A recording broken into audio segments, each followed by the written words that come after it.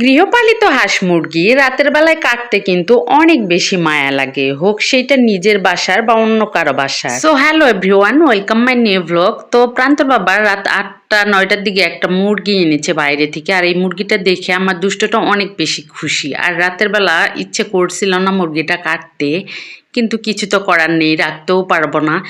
তো কেটে নিলাম, কেটে গরম পানি দিয়ে এটাকে সুন্দরভাবে পরিষ্কার করে নিলাম। পরিষ্কার করে নেওয়ার পর মূলত হচ্ছে গ্যাসের চুলাতে একটু সুন্দরভাবে পুড়ে নিচ্ছি। এভাবে পুড়ে নিলে কিন্তু মুরগির মাংসটা খেতে অনেক বেশি মজা লাগে। যেহেতু এটা দেশি মুরগি, চামড়া সহ খেতে বেশ মজা লাগে, তাই এভাবে চুলাতে একটু পুড়ে নিলে ছোট লোমগুলা থাকে না, আর অনেক বেশি ভালো হয়। তো মুরগিটা আমার সুন্দরভাবে পোড়া হয়ে গেছে, এখন পরিষ্কার করে নিলাম, তারপর সুন্দরভাবে কেটে নিয়েছি। রাত হয়ে গেছে, তাই আজকে রান্না করব না, ফ্রিজে রেখে দিব।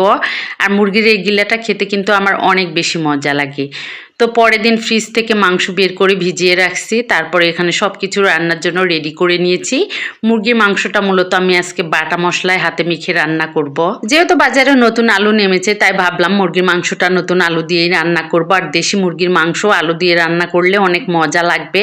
তো প্রথমে আলুটা লবণ আর হলুদ দিয়ে একটু সুন্দরভাবে ভেজে নিলাম, ভেজে আলুটা তুলে নিচ্ছি। তো আলু ভেজে তুলে নেওয়ার পর ওই কড়াইয়ের মধ্যে আমি এখন দিয়ে দিব মাংসগুলো। তো মাংসটা দেওয়ার পর পরিমাণ মতো পেঁয়াজ দিয়ে দিলাম, পেঁয়াজ দেওয়ার পর দিয়ে দিলাম হচ্ছে তেজপাতা, দারুচিনি, এলাচ।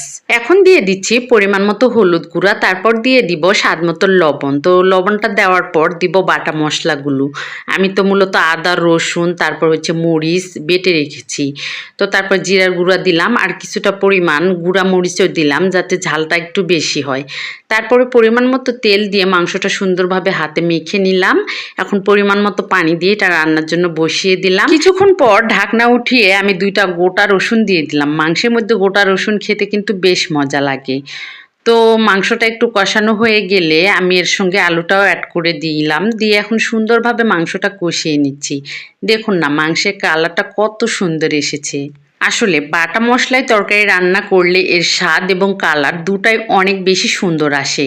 তো এই তো আমার তরকারিটা সুন্দরভাবে কষানো হয়ে গেছে, এখন পরিমাণ মতো পানি দিয়ে দিলাম আবার। তো ঝোলের পানিটা দেওয়ার পর এটাকে ঢাকনা দিয়ে ঢেকে আবারও কিছু সময় একটু রান্না করব। রান্না করে একটু ঝোল ঝোল রেখে নামিয়ে নিব। যেহেতু দেশি মোরগ, তো অবশ্যই ঝোল খেতে বেশি ভালো লাগবে, তো তাই একটু ঝোল ঝোল রেখেই নামাবো। তো এই তো আমার তরকারিটা মোটামুটি হয়ে গেছে, ঝোল ঝোল রেখে নামিয়ে নিয়েছি। কালারটা কিন্তু অসম্ভব সুন্দর এসেছে। তো এই তো আমার মোরগের মাংস রান্না শেষ। আমি যেভাবে রান্না করলাম সেটা মূলত আপনাদের সঙ্গে শেয়ার করলাম। তো এখন গরম গরম ভাতের সঙ্গেই তো গোটা রসুন নিয়েছি, আর এখানে শসা নিচ্ছি, আর লেবু নিচ্ছি, নিয়ে গরম গরম ভাতের সঙ্গে এই যে মুরগির মাংসের ঝোল দিয়ে খাওয়া, আর কি যে একটা মজা। তো আজকে খাওয়া দাওয়া করতে করতে আজকে ভিডিওটা এখানেই শেষ করব। সবাই ভালো থাকবেন। ভিডিওটার কোথাও কোনো অংশ ভালো লেগে থাকলে লাইক কমেন্ট দিয়ে পাশে থাকবেন। টাটা।